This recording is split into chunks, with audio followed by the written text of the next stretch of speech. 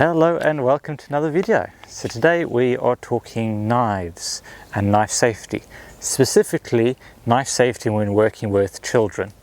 So whether you have some kids of your own, some grandkids, or you are qualified as a forest leader and whatever, and you just want a couple more tips just to get comfortable with using a knife and the confidence to be able to use a knife with children. So first of all, knife is an incredibly useful tool. We have standard carve bushcraft style knife. They are an incredible tool for working in the outdoors. They offer you a lot of abilities to make things, to adjust things, to cut string, cut cord. They are fantastic tools, but they do have this kind of atmosphere of fear around them. And in some ways they are correct. This is a dangerous tool, but not if you follow certain procedures and protocols.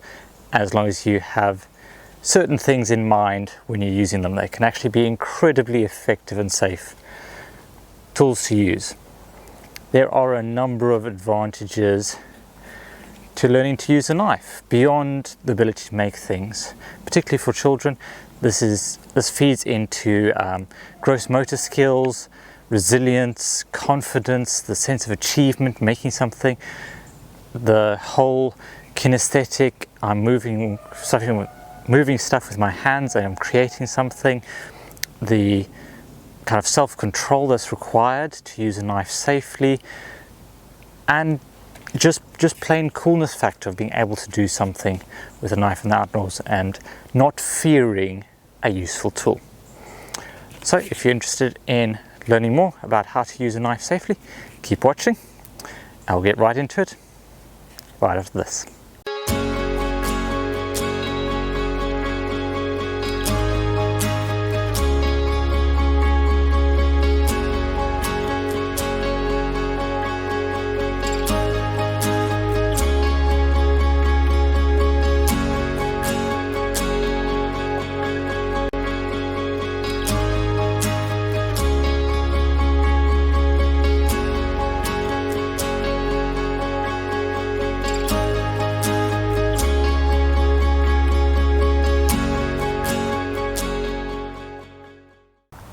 So the first thing we talk about when it comes to knife safety is getting the right tools for the job. So here I have a range of knives that I use or would consider using with people of any age really, and we'll go into the difference there. Now, I'm not a big fan of the pen knives, so like Victorinox, the Swiss Army knife style, or the multi-tool style knives. The main problem with those, the main issue is that they fold, and that's what makes them so handy to carry if you need a small knife for small tasks.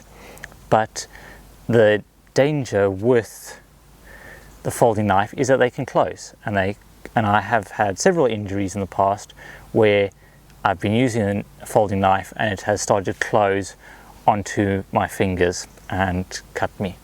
So they're not ideal. If you're looking to use a knife with children in particular, it really should be a solid one-piece knife that doesn't fold. Reason being is that's what they're designed for. So they'll have a good sturdy handle to grip, they'll have a nice guard, and they will also be pretty sturdy, so you're less likely to break them. They're not going to fold into your hands, and you can do a wide variety of tasks with them. So you can do battening, so they can split wood, so they can then carve. You can use them for heavier carving tasks. You can really hit them on the back, as I said, with a mallet. They are really, really sturdy and good to use, and good to get a proper grip on. So the knives that I usually start children off with, mostly younger children that I haven't worked with before, where I'm not quite sure about their skill level, their responsiveness to commands, whether they're likely to listen to instructions. Start off with I believe this is the Morris Safe. So these are nice because they have a pronounced guard here which kind of encourages the fingers to stay behind the guard there on the handle, not creep onto the blade. We'll talk about that later. They've got standard Scandinavian grind, just like all of the others here, which is quite sturdy. It holds an edge decently well. And then it also has a clipped point, so it doesn't come to a sharp point. The point at the front here is blunt, because chances are when children start carving and start using the knives, they're not going to be using the point. The point only comes really into use when you start using it with slightly more complex carving techniques. So this means that it just adds an extra level of safety, one more thing that you don't have to worry about. So these are really good as an entry level knife for children who are just starting out. Then you have the Mora Basic. This is just like the Mora Safe there. Got the guard, nice pronounced guard there, and comes to a sharp point, so you can use it for those fine carving activities. The knife that I use most often with adults or with advanced learner is the Mora Companion. It's the easiest one to find. If you search for a Mora knife, chances are one of these will pop up. They're relatively cheap, so you're looking somewhere between £9 and £15, depending on where you get them or whether you look out for sales and so on. And they are really handy for the price. They are excellent. They come very sharp. I'd recommend, if you're working with children, to get a stainless steel rather than a carbon steel. That way you don't have to worry about getting rust as much. But no, fantastic knives, really good grips. An alternative to the Mora knives, and one that you might well see, I've been seeing a few of these on Amazon, is the Halterfors. I'm not sure which model this is. Does it tell me? No. But it has a similar kind of profile to the Mora Basic there. And these come out quite cheap as well. I've seen a few different instructors use them, and they seem to get on really well with them. They're about the same price. It's generally much of a muchness. So any of those would be a good knife to use for learning those skills. If we're talking about tools though, there's another thing that is definitely worth thinking about. Now I have a whole different video on first aid kits and whatnot, but essentially if you've got an edge tool with you, really should have a first aid kit. This can be a minor one with just a few cuts, materials. If you're doing heavier work or you are working with a group, you might want something more comprehensive. This is my personal first aid kit, so this is, while I'm out today, I'll be having this with me. If I have a group with me, I have my big group first aid kit. And then I also carry a small pocket belt carried cuts kit. So this has all of the essentials for just dealing with basic cuts. I find when I'm teaching a group, this is really handy to have on your belt, so you can react a bit more quickly to the basic cuts, just little nicks and scratches and so on. You probably still, if they've cut a little bit deeper, then you probably still need to go to your big main kit, but this will deal with hopefully most of those little cuts. The next thing you are going to want to think about when you're getting set up is finding some wood to carve. Now, I tend to start children off with either hazel or elder. So this is a piece of hazel. So I'll show you here, you can see the speck on the bark. I'll link to a video up above which will show you how to identify hazel. The nice thing about hazel is it grows in really long straight lengths, and also it will have very few of these knots. So a knot is a part of a branch, part of a stick or limb where another branch comes out from. So this is where another branch or bud or twig would emerge, and that creates a little kind of distortion in the grain and makes it slightly more difficult to carve. If you've got stuff like oak and beech, which tends to grow in a kind of twisting, turning fashion, then you don't usually have very much usable wood in between those knots. With hazel, you can get a nice long straight length, and that's great for starting out. You can make a lot of fun things with hazel, from mushrooms to walking sticks to bows to arrows, all sorts. Really useful wood to use, and that's the one we're going to be using today.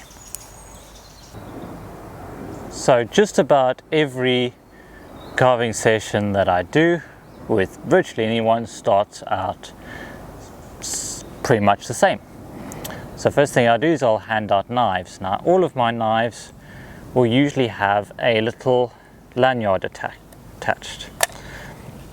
That just clips on there, and then I'll just say, okay, just put your dominant arm through, pop it over your head. What this does is it keeps the sheath somewhere close to you, and also encourages children to put away the knife before they start moving around. Because there's that urge that as soon as they start moving, they just go walk with the knife in their hand. Whereas if they've got a little reminder, is put the knife away before we start moving. So this means that it's nice and close by, and then you go say, wait a moment, don't take it out the sheath, we're going to talk about the rules. Now, I try and keep things as simple as possible. There's only so much a person can remember. If you have a half an hour safety talk, chances are the first 5 minutes have already gone out of their head by the time you get halfway through. So I try and focus on just 3 main rules, and these cover about 80% of what could happen and reduce the risk substantially. So the first rule is mind your blood bubble, or don't cut towards anyone else. Depending on who you're working with, you can use either one. Essentially, this talks about managing the space around you, making sure that no one is close to you when you're using a tool and is in danger if you happen to slip, push too hard in a stroke, or they're getting too close and they can bump you and jolt you and cause some problems for you. So we say, in forest school, it's 2 arms and a tool's length away from anyone else. Use whatever works best for your space. I'll leave that judgment up to you. Obviously, if everyone's working to their right hand side, the safest space is over the shoulder on the left. But you don't want anyone bumping and jostling you from behind, so you manage your space. You say, this is my bubble. Anyone who comes in here, there will be blood. Okay, so we're talking about managing space. So that's the first rule, mind your blood bubble. Second rule we talk about is avoiding the triangle of death, which is this triangle in between your legs here. So you have your femoral arteries on the inside of your legs here, which pump an awful lot of blood down to your extremities, down to your feet, and cuts to those are somewhat problematic, as in bleed out before very long and definitely need a visit to the hospital if you're lucky. So we really want to avoid working within this space. We don't want the knife to be anywhere near the lower legs. In most cases, this means working to one side or the other. Now, whether you say just, okay, always cut to your side, it's generally a good way to work with children, because they're not generally that good at nuances.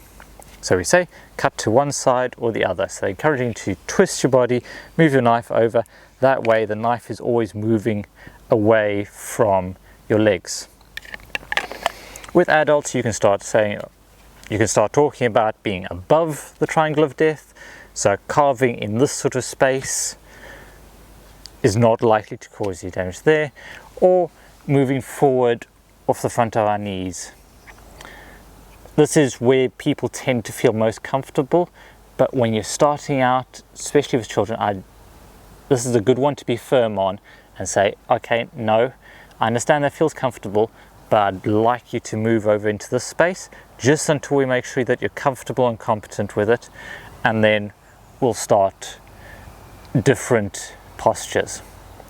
Okay, so because what will happen is knees on the front become forearms on the knees, and then eventually it starts creeping back, and before you know it, they're working in between their legs, and as I said, that's not ideal.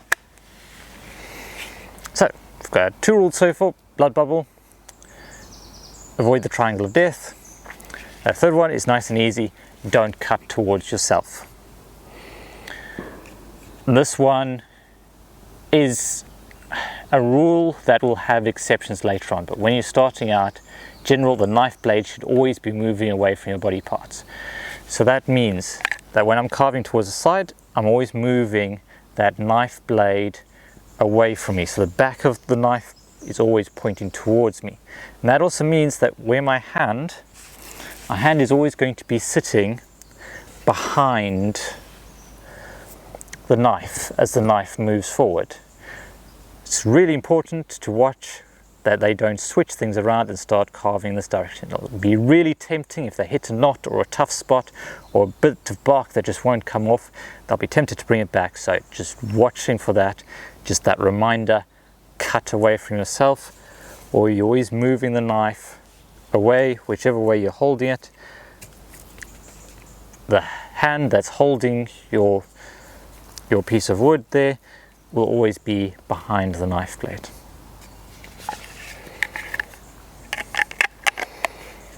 So once they've got those 3 rules firmly set in their minds, and we can start carving. So I'll usually, before each session, if they've done carving with me before, I'll just ask them and prompt them to repeat the rules back to me.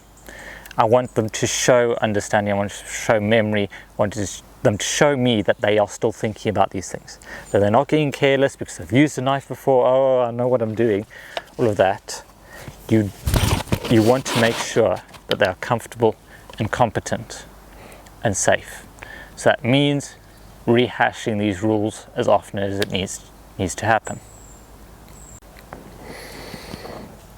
Okay, so once we've gone through all of the rules for the 3 rules for safe knife use, we can say, okay, now we're going to talk quickly about how to get the knife out of the sheath, because this is sometimes challenged and it's an area where possible injury could happen. It's more likely to happen at this point than the other.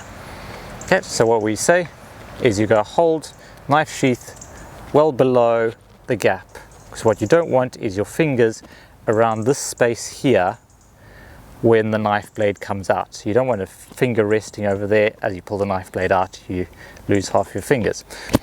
Just want thumb grip there. And with more knives, they have this thumb push, so you hold the knife blade, push against the thumb, push, and you can slide it out.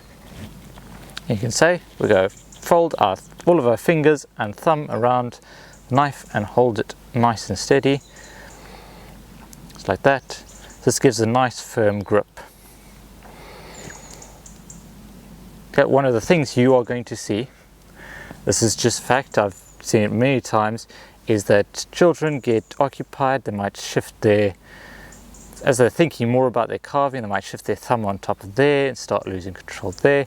They might start moving their fingers over to where the blade is, and they'll just be sitting there past the guard, which is why I like those prominent guards. You're just going to need that encouragement. You're just going to need to be watching and correcting some of these mistakes. So we start with 3 main rules. We go into how to get the knife out, and then after that your main role is corrections. So maintaining those 3 rules, and then also watching out for certain little things that'll creep in, moments of inattention, and one of those is the wandering fingers and the wandering thumb. So once they've got that, they can then start working on their piece. So at this point, I'll typically allow them to experiment a bit, spend a bit of time just getting a feel of wood. So the first instruction, if they've just started out carving, is just to spend a bit of time with taking the bark off. Now if it's a It's a nice green piece of wood which means it's been newly cut, so within the last week, just been cut alive from plant, is usually the best to use as well because it's softer. The bark will come off pretty easily, but it will still require a bit of knife control. So what they're going to start pushing down. Children might find it easier or harder. They may well suddenly push down and create a very steep angle and then really struggle. So it's just teaching them to kind of keep that angle flat, but they'll work this out on their own pretty well. If you just tell them, just work smoothly. If you're pushing too hard, you need to change your technique. You can see all the time I'm cutting to one side and I'm moving away from me. Knife blade is moving away from me. I'm just take it off nice and smoothly. If they get to a knot, which they're confused about or really struggling with, just tell them to work on, move around it. It's really simple.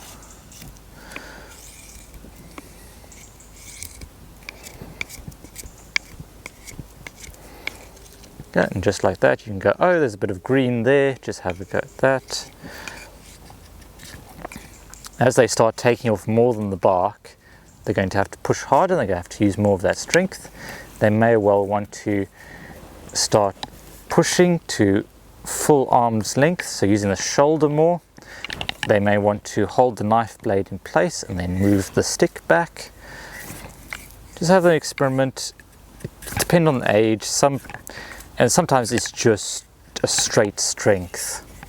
That some children will find it easier just because they're either older or they do more with their hands and arms.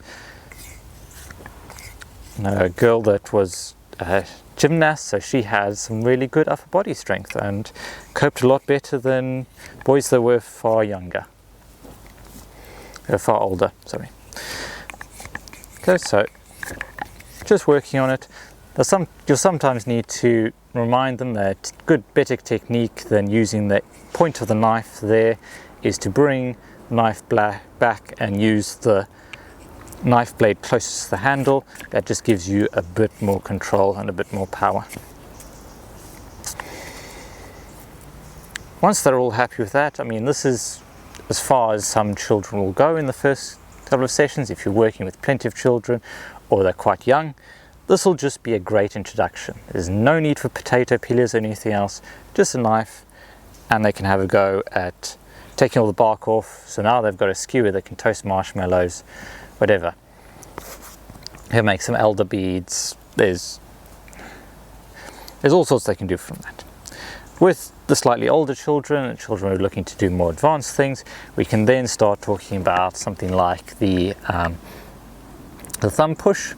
So the way I teach the thumb push is you point your thumb where you want to carve, you lift up your thumb, put the knife underneath, and you go rest the thumb on the back of the knife, and then you can use that to push the knife through the wood. And this is very controlled. This is great for taking little knots out of wood, great for putting sharp points on things, working with the end grain.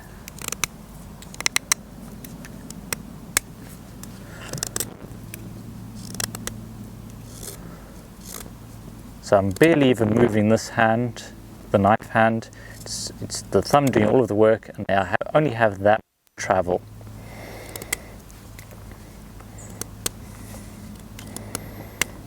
So it's great for really controlled cuts. So say if I was going to do maybe a little bit of a decoration there, like creating a little kind of carved out section. What I can do is I can create a stop cut. So I'm just going to press down, rotate. So typically you'll want them to do this on the side of on the stump that they're sitting on. So they can just sit down next to it and then just cutting across the fibers. You can press down. You can also use a saw for thicker pieces of wood, just cutting through the fibers. And then what you can do is you can then work up to that stop cut. You needs to go a bit deeper.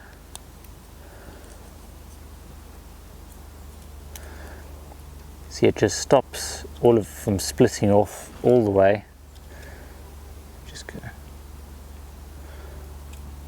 It's a bit deep. It's a bit of a difficult angle to work at. Like that. You see, I've got a nice straight line, and I've just begun to carve it away. It means we can create direct decorations and all sorts of other things on there.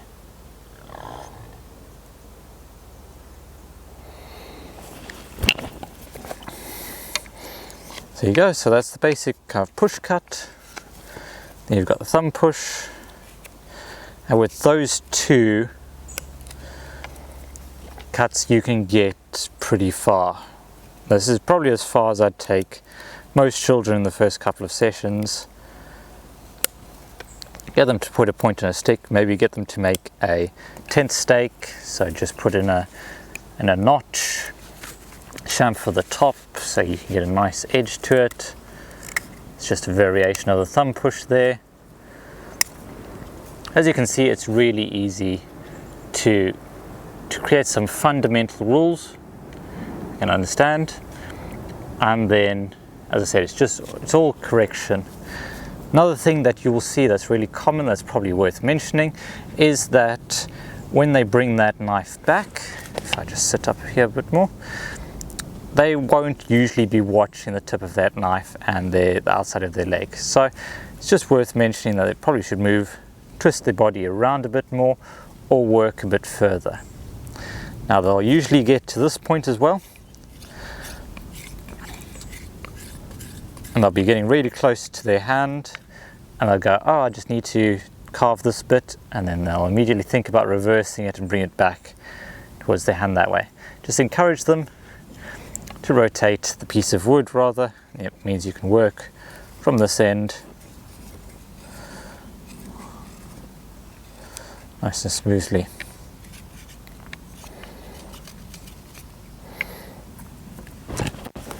Yeah, so that'll be the most of the things that you will see. And it's just usually a reminder, put the knife away when you're done.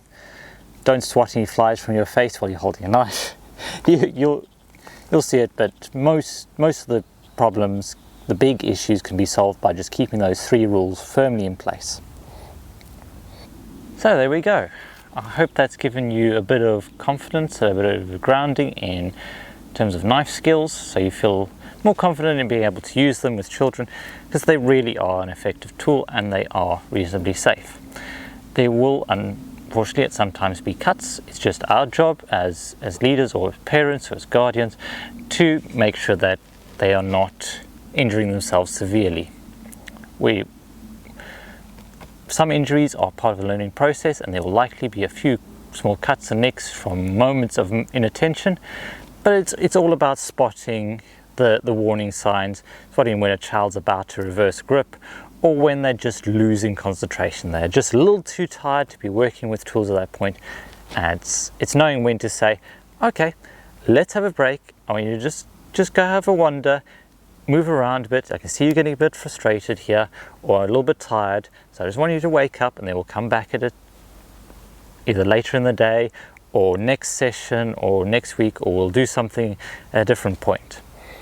It's just observation, and the more you do it, the better you get, and the more you do it, the more confident you get. So go out and give that a try. Spend some time working with children, and I think you'll see that using tools like this is incredibly rewarding for them and well worth doing. With that, I'll leave you, and I'll see you in the new week. Have a fantastic rest of the weekend, and remember, make the most of every day.